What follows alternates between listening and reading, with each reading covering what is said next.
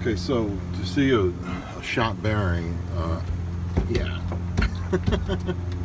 That's a dead giveaway. Your bearing is shot. Never mind that. Yeah, so this repair bearing exploded for I'm not sure why. It was doing the same noise as the other one. I'm not sure if this shaft was worn out all the way, and the shop that did their work last time, didn't tell me that, or they did some sort of monkey business. I'm thinking that's what they did. So anyway, I got a brand new shaft, and this time I'm going to make sure the bearing is not loose on the new shaft. So which means I got to take that puppy apart again. And the biggest pain in the ass is the $30 in friggin' axle fluid, differential fluid. Yeah, so it's not good.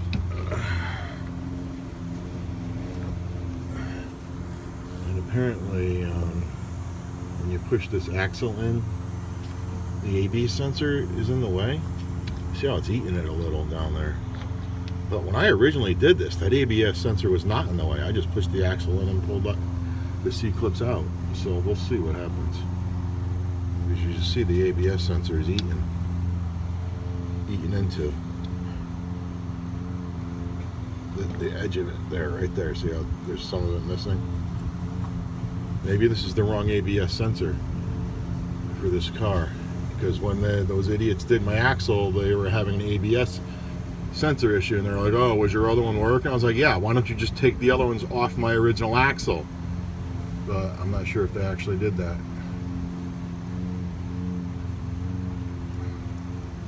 So we'll see.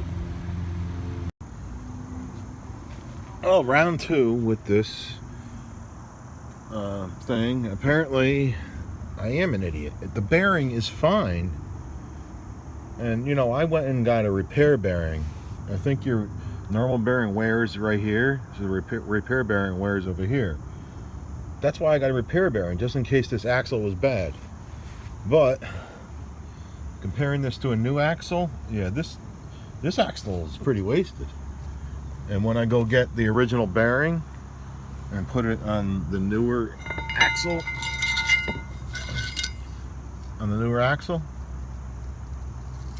that's a perfect fit.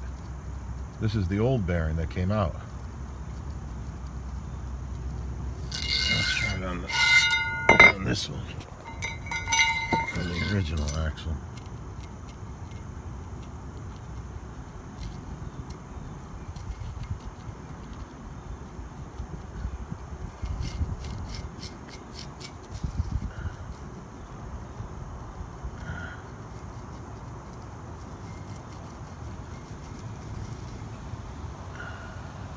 See, this line is from people putting the e-brake spring on wrong. Let's try this again. There. One thing to note is the Dorman, there's supposed to be an O-ring in here. The Dorman one didn't have the O-ring, so I had to take it off the old one and put it in there. It's not really needed. The C-clip goes in there. I guess it's so the C-clip doesn't rattle.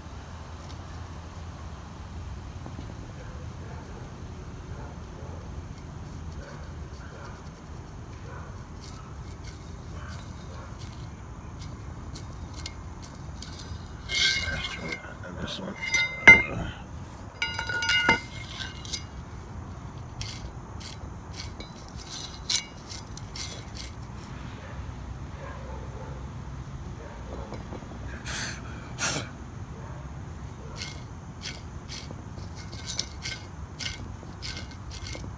This one's all burned up. It's all scored up, so the bearing doesn't spin that good there.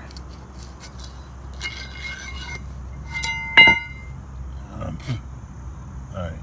Also, what I did when I put this new one in, I banged it in with a 36 millimeter, which was just about out there. Banged it in, got the seal in, and then I went and I poured differential fluid into there and then twisted the bearing around. So it's preloaded with lubrication. Now I just gotta that puppy back together. And last time I had this apart, I noted that this was all looped and loose.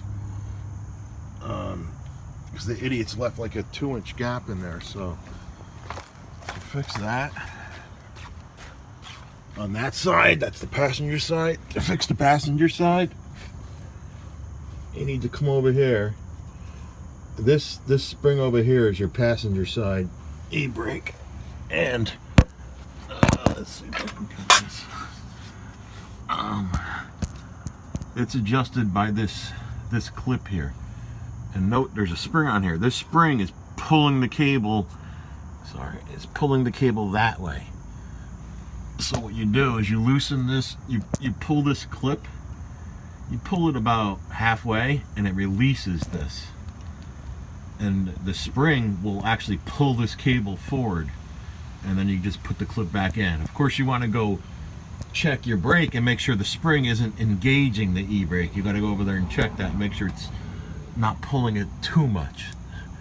Which I got it. I think I had adjusted 3 clips, and then I stopped it and went and checked over there, and it was perfect. And then I came back over here and pushed this back in. So you just stick a screwdriver in here and pull this out to about this lip to about here, and it'll release this, and the spring will pull this cable forward, and that's what picked up the slack on that side over there. I was gonna pull this axle out, but I'm gonna leave it in there. I don't know about that fucking repair bearing. Hopefully that side's fine.